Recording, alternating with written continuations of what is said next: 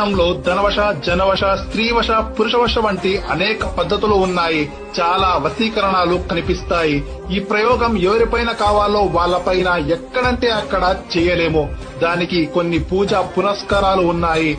దాన్ని సరైన క్రమ పద్ధతిలో చేయాలి. అప్పుడే తగిన ఫలితాలు లభిస్తాయి. అంటే మీకు నచ్చిన వాళ్ళు మీకు నచ్చినట్లు ఉంటారు. ఖచ్చితంగా వశీకరణం జరుగుతుంది. అంటే పట్టుకోలేని చేపలు ఏవి లేదు. కానీ మీరు సరైన స్థలంలో చేపలు పట్టుకోవాలి. అంటే ఏది సరైన స్థలం, ఏది సరైన మార్గం అనగా పూజా పునస్కారాలను సరైన మార్గంలో చేసేవారి దగ్గర మాత్రమే వశీకరణం పూజ చేపించాలి. అప్పుడే మీరు దాని పూర్ణ ఫలాలు పొందుతారు. మీ అన్ని రకాల కష్టం, నష్టం, దుఃఖం, దరిద్రం నుంచి బయటకు రావడానికి వశీకరణం పూజ చేయడమే దానికి సరైన స్థలం